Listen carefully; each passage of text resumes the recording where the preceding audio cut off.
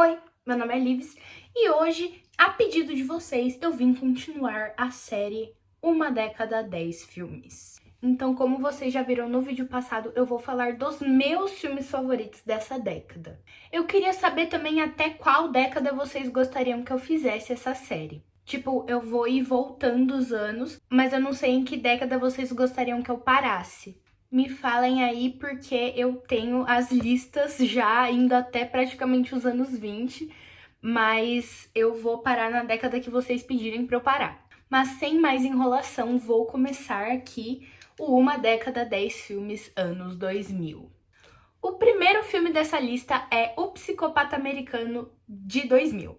Eu sei que quando eu falo que eu gosto muito desse filme, o povo me olha como se eu fosse um daqueles caras Red Pill, sabe? Só que eu gosto desse filme justamente porque os Red Pill são burros pra caralho e eles não entendem que esse filme é uma crítica a homens como eles. O filme é dirigido por uma mulher que foi baseado num livro escrito por uma mulher. E é uma história que fala justamente sobre a vaidade e a maluquice do homem na sociedade e sobre como não importa o que esse homem nojento faça, todo mundo vai passar pano porque ele é um homem. E tipo assim, toda aquela sequência onde ele acha que na verdade ele teve um pesadelo maluco ou uma alucinação e que ninguém fala nada pra ele, que ele não fez nada porque isso tudo foi uma alucinação, é justamente o que acontece. Tipo, os homens podem fazer qualquer merda que eles quiserem e o povo vai passar pano e agir como se nada tivesse acontecido. E é por isso que eu gosto desse filme, por causa da crítica dele. E sem contar que a atuação do Christian Bale como Patrick Bateman foi, tipo, top tier. Eu amo aquele plano que virou meme dele colocando o fone de ouvido e indo ouvindo música. Strike the pose. No corredor. Eu acho esse plano hilário. Além do fato de que tem o Willem Dafoe também. Segundo filme da lista, Donnie Darko, de 2001. Gente, vocês podem falar a merda que vocês quiserem sobre esse filme, mas ninguém nunca vai me fazer odiar Donnie Darko. Eu tenho o livro de Donnie Darko. Minha mãe que me deu esse livro e ele é muito legal. Ele tem uma intro da Dark Side, um prefácio que o próprio Jake Gyllenhaal escreveu, uma entrevista com o roteirista do filme, o roteirista e diretor do filme, o próprio roteiro do filme e mais uma sessão inteira no final explicando sobre viagem no tempo e os caralho. É muito da hora. Podem vir quantas 500 milhões de Swifts insuportáveis me falarem que o Jake Gyllenhaal é o demônio, eu estou pouco me fudendo. Eu amo Donnie Darko. Eu lembro uma vez, no ano passado, quando eu tava no cursinho e, tipo, eu não conversava com ninguém. O povo me conhecia como uma menina esquisita que gostava de cinema. E aí, que um dia eu tava com meu fone de ouvido ali no intervalo, tava desenhando. Aí que uma menina chegou pra mim e falou assim: Lívia, você já assistiu Donnie Darko? Meu olho brilhou. Daí eu, sim. Aí ela, porque eu assisti esses dias, eu achei uma merda. A minha cara, tipo, parecia que alguém tinha morrido na minha frente com a expressão que eu fiz. Aí eu fiquei tipo, mano, como que eu explico pra ela que ela não gostou do filme porque ela não entendeu ele? Eu vou ser honesto que da primeira vez que eu assisti Donnie Darko, eu também não entendi. Mas aí eu fui assistindo de novo e eu fui entendendo melhor o que acontecia. E eu amo esse tipo de filme que você tem que assistir mais de uma vez pra compreender. Na verdade, mídias no geral, tipo, sei lá, mouthwashing. Esse jogo é genial. E quando você faz uma primeira run, muitas vezes você não entende exatamente o que aconteceu. Mas aí quando você joga de novo, você consegue entender todas as nuances e detalhes que existem na história. E é isso que torna o jogo muito mais legal, na minha opinião. E é isso que acontece com Donnie Darko. Pra 2002 temos Cidade de Deus. Filmezinho nacional clássico que se você nunca assistiu, você tá sendo brasileiro errado. Tipo, até minha mãe que não suporta coisa violenta já assistiu Cidade de Deus e ela sabe que é bom. Tô falando muito da minha mãe nesse vídeo, né? Mas é porque ela é uma diva. Ela sempre me apoiou nesse negócio de seguir com cinema e tal. E, inclusive, ela tá me apoiando muito aqui com o canal. Teve muita gente nova que chegou pelo Instagram da minha mãe. Então, assim, Beijo, mames, te amo. Mas voltando a falar de Cidade de Deus. Cara, eu acho esse filme simplesmente genial. Desde muito nova eu sempre gostei muito de cinema. E quando eu fui assistir o Cidade de Deus quando eu era mais velha e comecei a explorar um pouco mais cinema nacional, eu assisti e eu fiquei embasbacada. Porque, cara, é um filme que retrata muito bem a situação social do nosso país. E é um filme muito atemporal, eu acho. Porque independente de existirem marcadores de tempo ali na história, é algo que se repete independente do ano, independente do estado. São crianças que são levadas para o tráfico por não terem oportunidades. E o que aconteceu com o Buscapé, a gente tem que entender que é uma exceção. Então esse filme é para todo aquele pessoal que acredita que meritocracia existe e talvez precise acordar um pouco para a vida real. Além do fato de que todas as atuações são impecáveis. Até mesmo a dos meninos figurantes, que na verdade não eram nem atores, eram os garotos da favela onde eles gravaram. E foi assim, um filme que realmente mudou a minha visão sobre cinema por muito tempo. E o filme de 2003 é Escola do Rock. Eu já citei aqui no canal que eu gosto muito de música. Não ironicamente, acho que 90% das minhas camisetas são de alguma banda. E isso é muito graças à minha família. Sempre cresci muito rodeada de música. O meu pai tem 3 bandas, ele é vocalista em 3 bandas. Eu canto, minha irmã canta, a gente toca instrumentos. Então, tipo, música sempre foi uma parte muito grande da minha vida. E eu sempre fui uma criança muito insegura. Então eu assisti Escola do Rock pela primeira vez e ver o personagem do Jack Black falando com a Tomika, que era uma menina que não se encaixava nos padrões de beleza e de aparência, e falar pra ela não ter vergonha de cantar, foi um negócio que realmente mudou um pouco a minha visão sobre as coisas. Esse filme realmente, tipo, entrou na minha cabeça, principalmente no ano de 2023. Literalmente 20 anos depois do lançamento dele. Porque pra quem não me conhece pré-canal ou vida pessoal ou pré-faculdade, em 2023 eu fiz 2 coisas musicais muito grandes. Eu participei de um concurso de canto regional e eu fui a Elphaba no musical do meu colégio. E foram 2 coisas que eu nunca teria feito se eu não tivesse, claro, motivação de amigos e família e esse filme.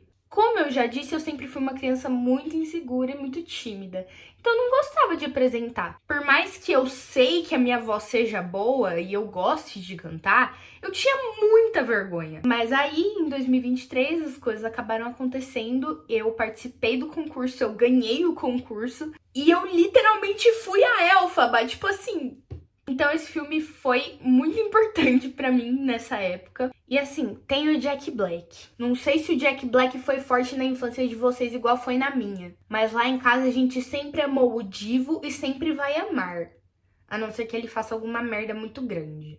Pra 2004, vamos falar de Um Brilho Eterno de uma Mente Sem Lembranças. Primeiro que tem a diva da Clementine, eu queria ser comparada com ela ao invés da Ramona Flowers quando eu troco de cor de cabelo. Porque a Clementine, por mais que ela seja desequilibrada, coitada, ela é uma diva. Eu não acho que ela seja cuzona igual o pessoal fala, eu acho que ela é uma girl boss. E que ela tem total direito de esquecer o namorado bosta que ela teve. Até ele quis esquecer ela depois. Claro que esse filme tem momentos aí bem desconfortáveis, mas a maioria deles se passa ali na timeline atual, não nas memórias. E é um filme esteticamente lindo. Tipo, o color grading do filme, os cenários, mas o contexto de tudo faz tudo ficar visualmente harmônico. A estética, a mensagem, é realmente um filme que muda vidas. Pra 2005, que é o ano que eu nasci, temos Star Wars Capítulo 3, A Vingança do Sith. Quem disser que não tem um crush no Anakin está mentindo. Gente, o que o Hayden Christensen fez com o povo nesse filme não se faz com ninguém. No primeiro vídeo do canal, eu apareci usando uma camiseta de Star Wars, que também foi minha mãe que me deu. E se você sabe o mínimo sobre mim, você sabe que Star Wars é, tipo, minha saga de sci-fi favorita da história. Eu sei que Star Wars é meio que um copia e cola de Duna, porque o George Lucas não tinha muita criatividade. Mas eu amo essa saga. E, tipo, tudo que vem com os filmes, tipo, as séries, os jogos, os livros, as séries animadas, são todas mídias que eu gosto muito de consumir. E o capítulo 3 é literalmente o meu filme favorito da saga. Claro que eu tenho muito respeito pelos clássicos, mas o capítulo 3, gente, aquela cena de luta entre o Obi-Wan e o Anakin fez história no meu cérebro. É algo que, se eu estou entediada, eu dou play nessa cena várias vezes, seja na versão normal, seja na versão Lego. Qualquer versão dessa cena que exista, ela tá passando na minha cabeça. E aquela cena da Padme falando que ele tá quebrando o coração dela. Se eu fecho os olhos, minha mente desenha você. Tudo bem que eu e meu mano Anakin somos assim. A gente odeia areia, a gente odeia sol, mas eu nunca faria o que ele fez, né? Convenhamos. Mas assim, temos Jesus Cristo, que é o Obi-Wan, lutando contra o capeta, que é o Anakin. Temos término de relacionamento muito triste. Temos nascimento de gêmeos e morte de mãe. Então, assim, é um filme completo pra mim. E se você não concorda que ele é o melhor, pelo menos, dos filmes dos anos 2000, você está muito errado. E a amizade do Hayden e da Natalie, tipo, ai, eles são muito queridos! Mas já deu de eu falar desse filme, porque senão eu vou ficar 500 mil horas falando sobre o capítulo 3 de Star Wars. Pra 2006, temos a Casa Monstro. Voltamos sim com as animações aqui nesse canal. No último episódio eu falei de 2, e nesse vídeo eu vou falar de 3. Mas Casa Monstro é muito bom, principalmente com a dublagem brasileira. Eu amo o conceito de animação farofa que existe nesse filme. Não é que a animação é ruim, é que, óbvio, ela poderia ser melhor. Mas eu acho que esse filme não tinha muito orçamento. E o estilo do traço ali dos personagens eu acho muito engraçado. E tipo assim, nesse filme temos tudo. Temos nerds, temos gordinhos, temos ruivas, temos velhos. E temos a história traumatizante da morte da esposa desse velho. Então assim, é um filme de potências. Se você não gosta de Casa Monstro, pense novamente porque você gosta sim. E se você não gosta, eu vou te fazer gostar. Porque a Casa Monstro é muito bom. Eu acho que foi o primeiro filme infantil assustador que eu assisti quando eu era mais nova. Tipo, era esse Coraline Playing Forever. E realmente, gente, Casa Monstro é muito bom. Se você não confia em mim, assista. Se você confia, assista do mesmo jeito. E, cara, é um filme muito triste também. Porque, tipo, beleza, que a trama principal é das crianças ali com a casa. Mas quando tem o subplot e a backstory ali do velho Epaminondas e da esposa dele, você fica tipo, caralho, velho, não era pra criança estar assistindo uma coisa triste dessa. Mas guys, uma obra. Para o ano de 2007, temos Ratatouille. E assim, esse é um filme que sempre passou muito na minha casa. Se eu não me engano, eu tenho o DVD dele até hoje. Tá lá na minha casa no interior, né, eu acho. Se tiver, eu vou botar um clipezinho aqui. Estávamos fuçando na gaveta de DVDs e achamos.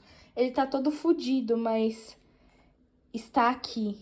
Mas enfim, é um filme que eu sempre gostei muito. Primeiro, porque eu gosto muito de cozinhar. Segundo, porque o Remy é um querido. Gente, quem diria que um rato azul cozinheiro iria conquistar o coração de tantas crianças? Ele conquistou o meu. Não só o meu, como o da minha família. Minha mãe, meu pai e a minha irmã também amam esse filme. E, tipo assim, eu adoro cozinhar. Então, esse filme, pra mim, é, tipo, top tier. E, tipo, todos os personagens são muito legais. Tem todo o subplot ali do ego. Ai, gente, a parte do ego é muito boa. Ratatouille é muito bom. Você com certeza já deve ter assistido, porque é uma animação da Disney, todo mundo conhece a Disney, etc. E tem o fato também de que o Linguini era filho do Gusteau, né? Que eu só fui entender isso quando eu era mais velha já. Tipo, quando eu era criança eu não tinha me ligado que ele era filho do Gusteau, tipo, filho ilegítimo. Pra 2008, que é o ano que minha irmã nasceu, temos a última animação desse vídeo, que é Ponyo. Quando eu era criança, eu assistia muito esse filme porque, tipo, passava direto na Discovery Kids e eu era fascinada. Assim, desde muito nova eu sempre gostei muito de anime e cultura asiática, principalmente por causa de influência de um primo mais velho meu. Mas, tipo, sempre foi algo muito presente na minha vida. E aí, entrou Ponyo. Então, tipo, foi algo que meio que me fez ir mais pra esse lado dessa cultura e eu acho genial. E convenhamos que o Hayao Miyazaki é tipo um dos maiores animadores que já nasceu na história, né? E tipo assim, o fato que ele prioriza animação 2D acima de animação 3D me deixa tão feliz. A gente tem que concordar que a animação 2D é TDC, topo da cena. E a animação 3D é meio mid. Não que a animação 3D seja ruim, tem vários filmes de animação 3D muito bons, tipo A Casa Monstro e tipo Ratatouille. Mas a animação 2D tem um molho que falta em animação 3D. Eu acho que a fluidez dos movimentos, o quanto tudo se torna mágico, o jeito que o Hayao desenha a comida, tipo, é tudo muito lindo. E a história é muito fofa. Tipo aquela hora que a Ponyo ainda tá na forma peixe dela e dentro do balde e ela fala que ela ama o Sosuke. Tipo, eles são muito queridos. E tem todo o negócio ali da mãe e do pai da Ponyo. E, gente, esse filme é muito mágico. Todos os filmes do Hayao Miyazaki são mágicos. Eu debati em colocar mais filmes do Estúdio Ghibli nesse vídeo, porque durante os anos 2000 foram lançados vários ótimos. Mas eu coloquei Ponyo porque foi o que mais me marcou. E para o último filme, de 2009, temos Avatar. Os bichos azuis, não o moleque careca com uma seta na cabeça. Por mais que eu ame o moleque careca com uma seta na cabeça. Mas eu tô falando da série animada, não daquele filme live action horroroso. Mas voltando a falar das criaturas de 2 metros azuis. Tá geral no hype porque vai lançar o Avatar 3 esse ano, eu acho, ou ano que vem. E assim, a forma d'água foi babadeiro. Eu lembro que eu fui assistir no meu aniversário, literalmente no dia do meu aniversário, e tava chovendo por uma porra. Aí a gente chegou no cinema, eu, minha mãe e minha irmã, ensopada. E aí, como era meu aniversário, eu ganhei ingresso de graça. Peguei um resfriado depois daquele dia porque eu assisti o filme numa sala com ar-condicionado inteira molhada. Sim, mas valeu a pena. E eu lembro que eu fui assistir o segundo pouco tempo depois de eu ter reassistido o primeiro. Então tava tudo fresquinho ali na minha cabeça. E, cara, esses filmes foram revolucionários pra, tipo, efeitos visuais. Além de que tem uma crítica maravilhosa de que onde quer que o ser humano ponha o pé, aquele lugar vai virar uma zona de guerra e vai virar uma nojeira. O que eu concordo. Porque a gente, como ser humano, tem uma tendência a acreditar que a gente é superior à natureza. Eu, pessoalmente, não acredito nisso. Eu acho que a gente faz parte dela. Mas a maior parte dos seres humanos caga para os outros animais e caga para a natureza no geral, tipo a fauna, assim. E não é à toa que a gente está no planeta deteriorado assim como estamos, justamente por causa dessa ambição do ser humano de ser maior do que tudo e todos. E eu acho que Avatar, além de falar sobre isso muito bem, fala sobre família, pertencimento. E é uma obra esteticamente linda. Tipo assim, se você me disser que você não gostaria de ir pra Pandora só pra ficar pendurado nas árvores vendo aquelas criaturas bioluminescentes, você tá mentindo. Porque eu, pelo menos, adoraria. A natureza é uma coisa extremamente importante. E eu acho que a gente, como sociedade, esquece um pouco disso. Eu percebi isso agora, principalmente quando eu vim morar em São Paulo por causa da faculdade.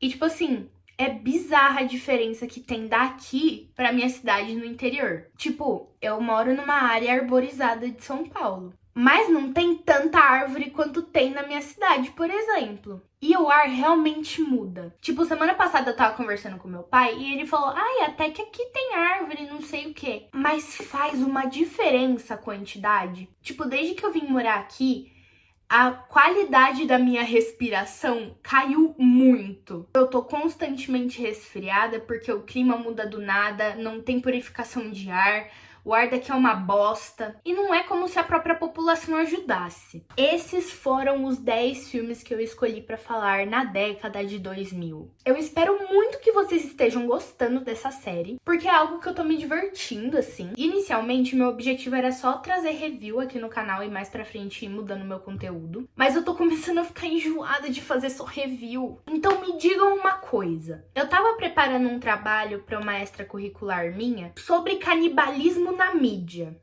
E futuramente eu queria trazer algumas coisas assim aqui no canal, sabe? Não falar sobre canibalismo na mídia porque eu sei que, tipo, no YouTube isso pode dar uma merda. Mas, tipo, trazer temas no cinema.